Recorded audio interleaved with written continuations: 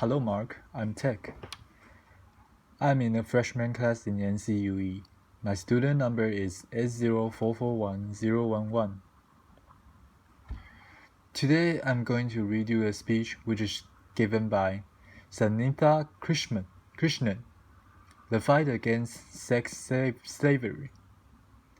I'm talking to you about the worst form of human rights violation, the third largest organized crime, a 10 billion industry. I'm talking to you about modern-day slavery. I'd like to tell you the story of these three children, Panitha, Shaheen, and Anjali. Panitha's mother was a woman in prostitution, a prostituted person. She got infected with HIV, and towards the end of her life, when she was in the final stage of AIDS, she could not prostitute, so she sold 4-year-old Pranitha to a broker. By the time we got the information, we reached there. Pranitha was already raped by 3 men. Shaheen's background I don't even know. We found her in a railway track, raped by many men. I don't know many. But the indications of that on her body was that her intestine was outside her body. And when we took her to the hospital, he needed 32 stitches to put back her intestine into her body. We still don't know who her parents are, who she is. All that we know that hundreds of men had used her brutally. Angel's father, a drunkard, sold his child for pornography. You're seeing her image of 3 years, 4-year-olds, and 5-year-old children who had been trafficked for commercial sexual exploitation. In this country and across the globe, hundreds of thousands of children, as young as 3, as young as 4, are sold into sexual slavery. But that's not the only purpose the human beings are sold for. They are sold in the name of adoption. They are sold in the name of organ trade. They are sold in the name of forced labor, camel jockeying, anything, everything. I work on the issue of commercial sexual exploitation, and I tell you stories from there. My own journey to work with these children started as a teenager. I was 15 when I was gang raped by 8 men. I don't remember the rape part of it so much as the anger part of it.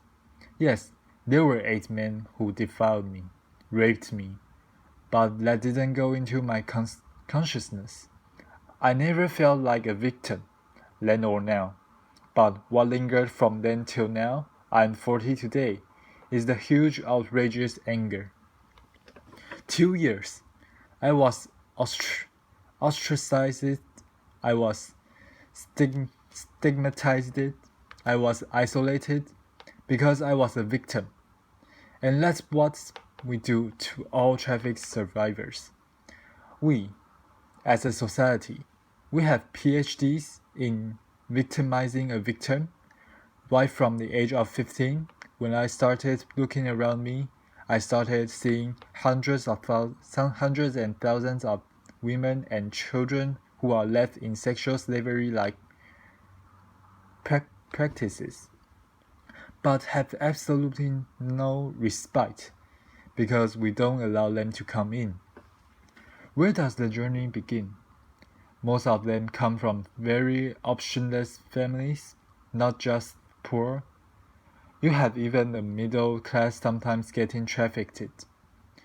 I had this IAS officer's daughter, who is 14 years old, studying in 9th standard, who was raped chatting with one individual, ran away from home because she wanted to become a heroine, who was trafficked. I have hundreds and thousands of stories of very, very well-to-do families, and children from well-to-do families who are getting trafficked. These people are deceived, forced. 99.9% of them resist being inducted into prostitution. Some pay the price for it. They're killed. We don't even hear about them. They are voiceless, unclear, nameless people. But the rest, who succumb into it, go through everyday torture, because the men who come to them are not men who want to make you your girlfriend, or who want to have a family with you. These are men who buy you for an hour, for a day, and use you, throw you. Each of the girls that I have rescued more than 3,200 girls. Each of them tell me one story in common. One story about one man at least, putting chili powder in her vagina, one man taking a cigarette and burning her, one man whipping her. We are living among those men. They are our brothers, fathers, uncles, cousins, all around us, and we are silent about them.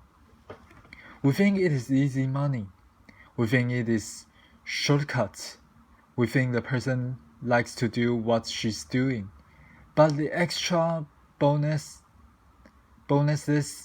that she gets is various infections, sexually transmitted infections, HIV, AIDS, syphilis, gonorrhea, you name it, substance abuse, drugs, everything under the sun.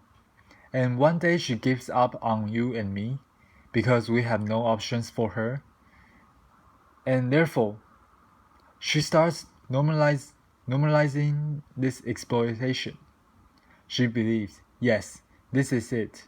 This is what my destiny is about. And this is normal, to get raped by 100 men a day. And it's abnormal to live in a shelter. It's abnormal to get rehabilitated. It's in that context that I work. It is in that context that I rescue children. I've rescued children as young as 3 years old, and I've rescued women as old as 40 years old. 40 years. When I rescued them, one of the biggest challenge I had was, where do I begin? Because I had lots of them who were already HIV infected. 1/3 of the people I rescue are HIV positive, and therefore my challenge was to understand how can I get out of the power from this pain.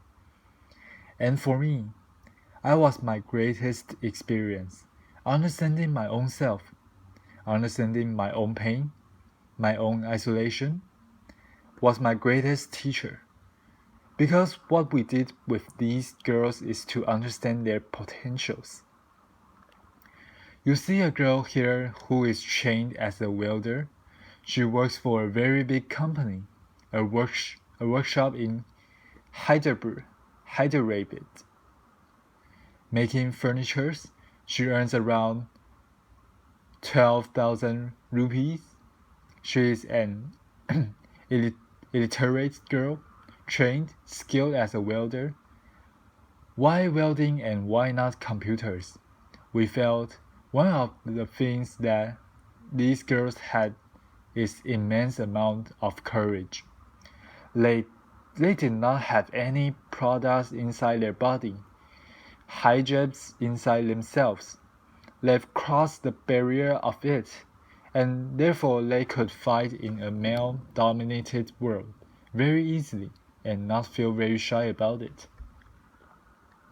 We have trained girls as carpenters, as masons, as security guards, as cab drivers, and each one of them are excelling in their chosen field, gaining confidence, restoring dignity, and building hopes in their own lives.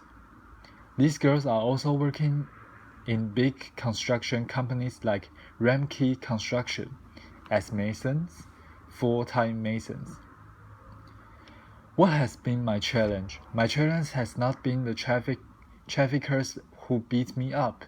I've been beaten up more than 14 times in my life. I can't hear from my right ear. I've lost a staff of mine who was murdered while on a rescue. My biggest challenge is society. It's you and me. And my biggest challenge is your blogs to accept these victims as our own. A very supportive friend of mine, a well-wisher of mine, used to give me every month 2,000 rupees for vegetables. When her mother fell sick, she said, "Sunitha, you have so much of contacts. Can you get somebody in my house to work so that she can look after my mother?"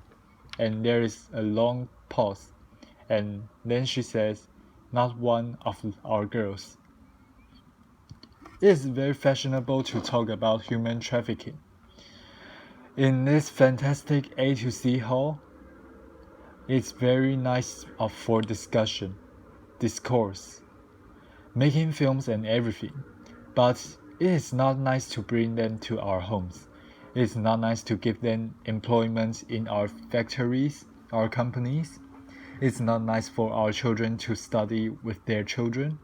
There it ends. That's my biggest challenge.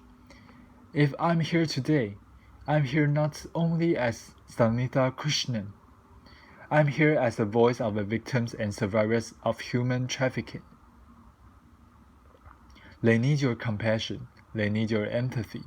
They need, much more than anything else, your acceptance. Many times when I talk to people, I keep telling them one thing. Don't tell me 100 ways how you cannot respond to this problem. Can you apply your mind for that one way that you can respond to the problem? And that's what I'm here for. Asking for your support, demanding for your support, requesting for your support. Can you break your culture of silence? Can you speak to at least 2 persons about this story? Tell them this story. Convince them to tell the story to another 2 persons. I'm not asking you all to become Mahatma Gandhis and Martin Luther Kings or Mother Petcars or something like that. I'm asking you, in your limited world, can you open your minds? Can you open your hearts? Can you just encompass these people too? Because they are also a part of us. They are also part of the world. I'm asking you for these children, whose faces you see. They are no more. They died of AIDS last year. I'm asking you to help them, accept as human beings, not as philanthropy, not as charity, but as human beings who deserve all our support. I'm asking you this because no child, no human being deserves what these children have gone through. Thank you. So this is the entire speech. Thank you for your listen.